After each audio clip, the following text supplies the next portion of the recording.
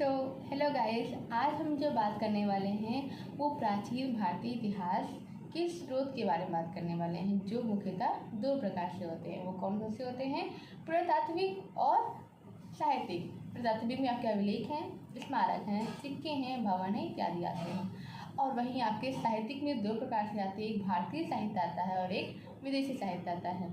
तो जो भारतीय साहित्य आता है वो आपका आता है दो प्रकार से, एक है धार्मिक और दूसरा है लौकिक। और आपका विदेशी में जैसे जानते हैं कि यूनानी है, चीनी है, अरबी है, इसके अलावा अन्य भी है। ठीक है, तो अगर हम लोग ब्राह्मण साहित्य की बात करेंगे उसमें काफ़ी हैं, वेद हैं आपके चार उपवेद हैं। वेद के जो वेद होते हैं 6 आरण्यक हैं, 6 षड्दर्शन हैं, 6 वेदांग हैं, 7 ब्राह्मण ग्रंथ हैं, 12 उपनिषद हैं, 2 महाकाव्य हैं, 18 पुराण हैं और 6 स्मृति हैं।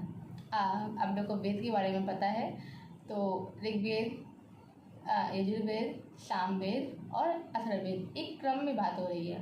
और वहीं इसके क्रम में अगर बात करें उपवेद की तो आयुर्वेद है, धनुर्वेद है, गंधर्ववेद है और आपका शिल्पवेद है। ठीक है, और आयरण्य की बात करें तो आपका तैत्तिरीय है, जैमिनी है, सांख्यायन है, छांदोग्य है, बृहदारण्यक है।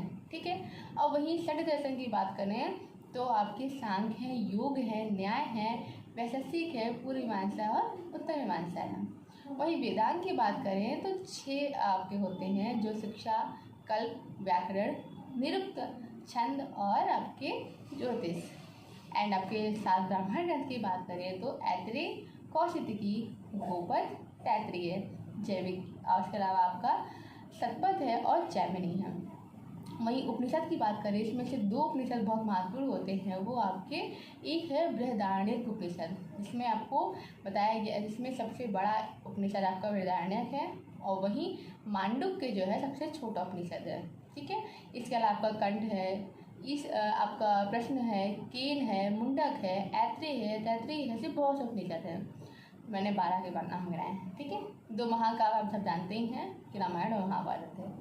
ठीक है, इसके अलावा आपके 18 पुराण है, जिसमें आपको महत्वपूर्ण जानते हैं वायु पुराण, मत्स्य पुराण, जिसमें सातवाहन जैसे और वायु मौर्य के और गुप्त के, इसमें जो 3 महत्वपूर्ण जानकारी है वो इन तीनों पुराण से हमें मिलती हैं।